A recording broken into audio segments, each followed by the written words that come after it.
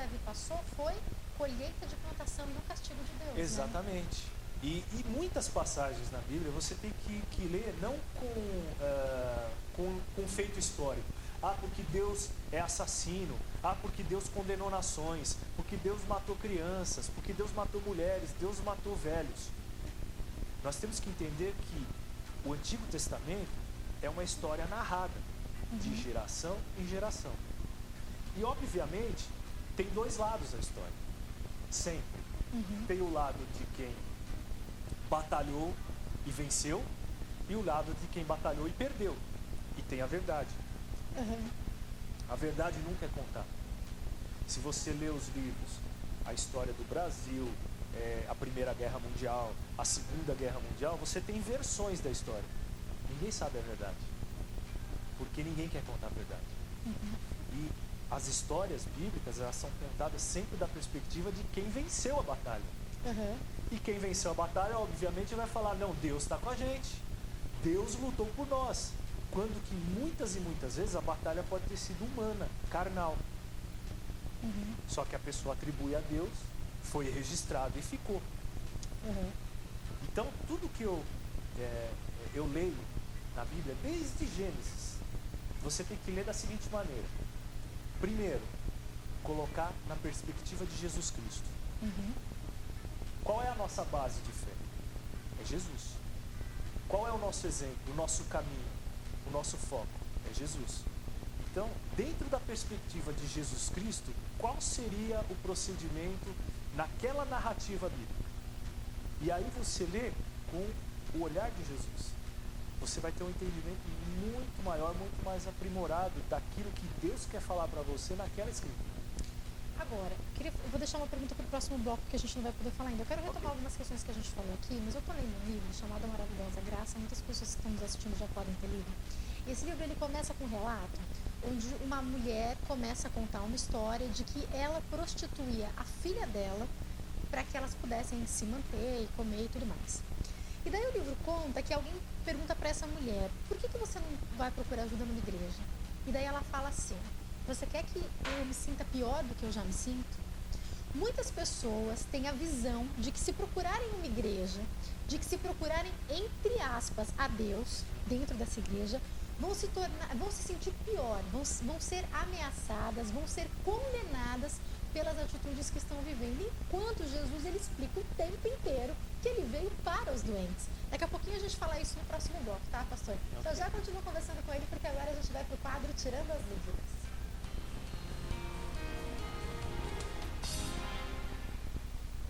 O que é farpar?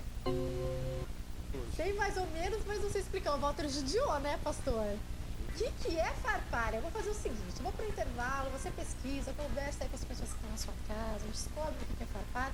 Mas se você não descobrir, não tem problema, porque na volta o pastor Eber explica pra gente, e na volta eu continuo conversando com o pastor Reinaldo Bragante sobre Deus. A gente está conhecendo a Deus, não sai daí porque o intervalo é rapidinho, daqui a pouco eu tô de volta. Temas Bíblicos está de volta. Para quem ligou a TV agora, muito boa noite. No programa de hoje, o nosso tema é Conhecendo a Deus com o pastor Reinaldo Bragante. Daqui a pouquinho eu continuo conversando com ele, porque agora é a hora da resposta do nosso quadro Tirando as Dúvidas.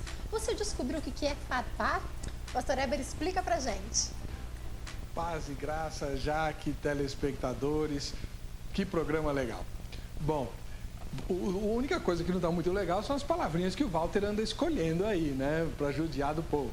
Farpar é outro nome da Bíblia. O nome também de um rio. Algumas semanas atrás a gente falou de um outro rio lá da Síria, né? De onde veio Naamã para ser curado por Eliseu. Então, farpar ou farfar, como algumas traduções colocam em português, é o nome do principal rio lá de Damasco. E o querido Naamã, todo cheio de lepra, viajou, né, até Israel, né, no norte de Israel, para se encontrar com Eliseu a fim de ser curado. E Eliseu mandou ele mergulhar no Rio Jordão. Ele falou, quê? Esse riacho aqui, perto de Farfar, né? Aquele rio maravilhoso que tem lá na Síria e tal, e ele não queria mergulhar no Jordão. Até que os soldados dele falaram, o senhor está aqui, não custa nada, se o profeta tivesse pedido uma coisa muito mais difícil, o senhor daria e tal. E aí ele se banhou 7 vezes no Jordão e foi totalmente curado. Da mesma maneira como muita gente hoje despreza o Evangelho, né? Porque o Senhor Jesus foi uma pessoa simples, humilde do povo, não veio como rei, não veio como príncipe. O povo de Deus geralmente é o povo simples, como o apóstolo Paulo fala lá em 1 Coríntios, né? Não são muitos de nobre nascimento, nem muitos poderosos segundo a carne, que seguem o Senhor Jesus. Muita gente torce o nariz para o Evangelho e fica com a lepra. A lepra na Bíblia representa o pecado. O que a gente precisa fazer? O que Naamã precisou fazer? Mergulhar no Rio Jordão? Tá, era muito menor e muito mais humilde do que o Rio Farfar?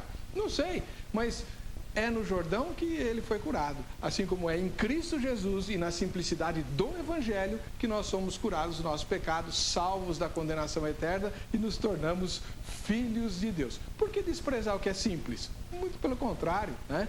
Então, se você ainda resistido ao Evangelho por causa da sua simplicidade, deixa de ser besta.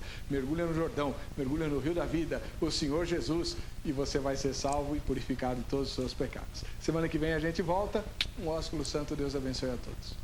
Muito obrigada, pastor Heber. Até a semana que vem. Esses comentários do pastor Heber tem muito a ver com o que a gente está falando aqui, né, pastor Reinaldo? Verdade. E agora eu queria retomar o que eu coloquei no bloco anterior, vou só recapitular para quem está em casa.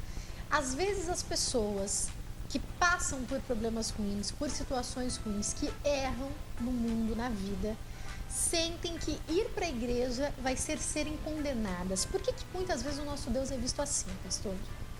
Isso é um problema da própria igreja. É assim que a gente vende a igreja, exatamente, né? A igreja vende Deus desse jeito. Vou te citar um exemplo. Um homossexual, por exemplo. Recentemente foi aprovada a lei da homofobia, que eu acho ótimo, porque as pessoas têm que se aprender a respeitar o próximo. Uhum. Tá? Eu quero falar para você, que talvez esteja vendo o programa, que é homossexual. Nós não odiamos os homossexuais, tá? Nós odiamos as práticas, é diferente, tá bom?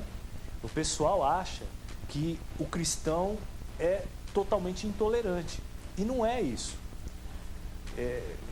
Nós temos ensinado lá na comunidade como receber um homossexual se ele aparecer. Uhum. Normalmente como qualquer outra pessoa. Por quê? Não somos nós que vamos convencer a pessoa do pecado. Agora, se ela estiver fora da igreja, nem o Espírito Santo vai conseguir convencer, porque ele não vai ter a oportunidade de ouvir a palavra. E a fé vem pelo ouvir. Uhum. Se ninguém nunca falar de Jesus para aquela pessoa, se nenhum evangelista chegar perto do homossexual, porque o homossexual odeia o crente, e o crente continua passando essa imagem de que odeia o homossexual, não vai haver conversão nunca nesse meio. Agora, não é de fato que muitas vezes existe um preconceito dentro da igreja que faz com que realmente existam pessoas que agem com esse preconceito? Exato. Com determinadas pessoas, como por exemplo os homossexuais? Exatamente. Não só com os homossexuais, com pecadores, né, de um modo geral, não, né? O próprio membro da igreja. Não são raras vezes que uma pessoa está passando uma dificuldade dentro da igreja, por exemplo, uma dificuldade financeira. Vamos colocar a dificuldade financeira que está na moda agora, né? Uhum. A dificuldade financeira. E aí a pessoa chega para o pastor, pede oração para o pastor: pastor, eu estou passando uma dificuldade, o fulano perdeu o emprego, o meu filho não conseguiu recolocação, enfim, todo mundo está sujeito a isso. O mundo está em crise. Ninguém está livre disso. Uhum. E aí o pastor usa a situação daquela pessoa para fazer uma série de pregações que tem pecado escondido na família da pessoa, que tem a pessoa está tendo prática abominável dentro de casa, que a pessoa está em pecado, e por aí vai, que é falta de fé. E não é, gente. Nós fazemos isso com as próprias pessoas dentro da igreja. E não é assim. Todo mundo está sujeito a isso. Nós estamos no mundo. Jesus não prometeu privação de problemas, muito que pelo contrário. Vós sofrereis aflições. Né? É para mim, é para você, é para qualquer um. Aí se o pessoal vai falar, não, é falta de fé. Então eu fico pensando, coitado de Paulo, então, ele foi o mais infeliz dos homens, né? Porque pessoa que passou mais necessidade do que ele. Que apanhou, hein? Apanhou, foi preso, né? Morreu na cadeia. E o que ele fez pelo Evangelho, então eu não sei o que é ser uma pessoa de Deus. Não sei. É verdade. Agora, vamos aproveitar, já que a gente entrou nesse assunto.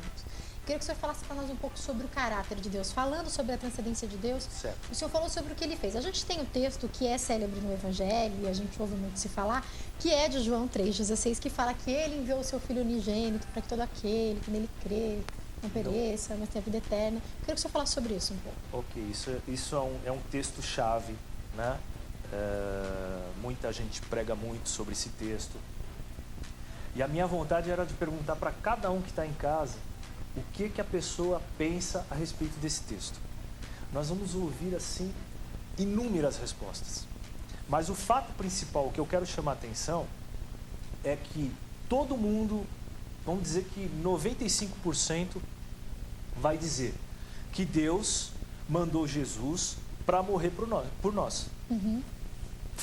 Basicamente é isso. Vamos resumindo João 3,16. Deus mandou Jesus para morrer por nós.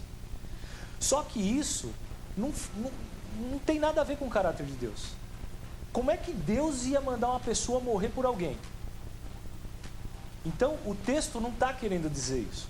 Se você pegar a raiz do original, do grego, ele quer dizer exatamente o seguinte: porque Deus deu de presente o seu Filho, para que aquele que nele crê não pereça, mas tenha a vida eterna.